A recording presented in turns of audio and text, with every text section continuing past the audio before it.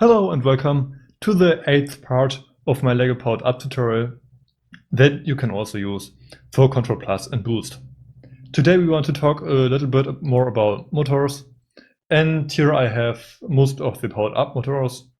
I want to talk about positions and speed and stuff like that.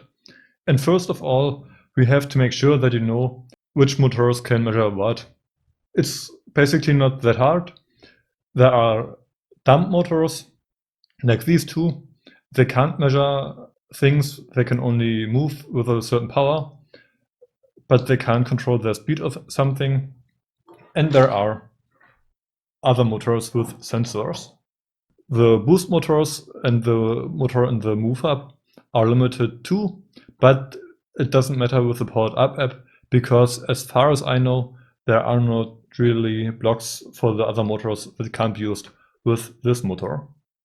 There is an exception that we'll talk about later, but most of the blocks can be used with this motor as well. Currently, when I'm recording this video in November of 2020, we can't use the sensors of these motors. They have sensors and they can do the same as these both motors, but they can't be used in the Powered Up app because it hasn't been updated to support their sensors. I think that you can control their power, but you can't control the power or access the sensors of the gray counterparts from Technic and Mindstorms. So we are left with 3 or 4 motors, if we count the Move Up. Sadly, I had to change a bit with my setup because this hub doesn't work properly with all of the programs. It might be because of the motors, but this one works properly, so I will use this one in this video. And the idea is to control this motor, the motor on port B, with the other motor, the motor on port A. We can use that for a Ferris wheel or similar things. Like we can set a position, and then the motor turns at a speed. We can change the position, and then it will move with another speed. But let's check out what's possible. This is our program. It's completely empty. And first we can check if the motors can do what we want. For that, we can use these blocks. We can use these blocks to read the sensor values. The first one is the speed. Let's say that I turn this motor, then there will be a number different than 0, and the number is 0 if I do nothing. The other value, the right one, is the position. So let's say that I move this, then it changes the position, but it keeps the value because it's the position of the motor. Keep in mind that this is not the position of a model or of a wheel or something. This is the position of the motor. A full turn are 360 degrees, and every movement is a part of that. We can read the position, and we can use that to control other things. We want to set the speed of the motor, so we can use this block. Keep in mind that we want to control the speed of the second motor on port B. And we have the port value and the speed value. You can look closely, and then you will see that here's a round edge, and this input has a round edge too. So we can simply connect this block to that block, and then we will use the output value of this block as the input value of this block. So we measure the position of the motor on port A and use the position as the speed on port B. Calculating with these numbers is pretty strong or pretty powerful. We can put that into a loop, and then we can test the program. Let's start it, and the motor already turns. So I can change the position of this motor.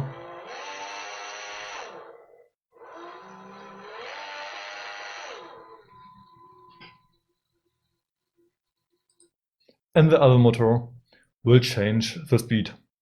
Again, you can use this to control a Ferris wheel. You can hide this motor somewhere on the layout, or you can use another motor that has a rotation sensor and then simply use it to control the speed of this motor that powers the wheel. But there's more stuff that we can do. We can, of course, control the power. It's pretty similar to what happens when we control the speed, just that this one works with motors that don't have a rotation sensor. So we can use a motor with a rotation sensor as an input for a motor without a rotation sensor. But we can also control the position of the second motor. We have 3 blocks that are important to control the position. This block, and this block.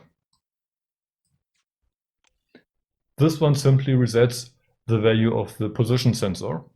So currently, the position of motor on port B is negative or minus 433. And we can run this program for port B, and then it will be reset to 0. And then we have 2 blocks to control the position of the motor.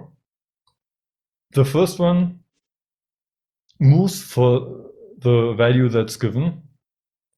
So let's say that we have the position of the motor on port A as input for the motor on port B, and we put that into a loop. Then it will run. It will set the position, or it will add the value of the motor on port A to the position of port B. Then it will return, or it will go through the loop again. It will add this value again and again and again. So it will always move for a bit. And that's not really what we want if we want to control the position of the motor. This one doesn't keep the old position in mind and simply moves for a relative position that's given here. The other block, this one, moves to an absolute position. So let's say that the value here is 23. Then we can launch this program, and the position of motor B will be 23. So it actually moves to the position. We can change the speed to something slower if we want it to move slower to the position, or to something higher if we want it to move faster to the position. So let's check this program. It moves to the position, and if I change this position, it will try to move to the other position. And I can change the speed.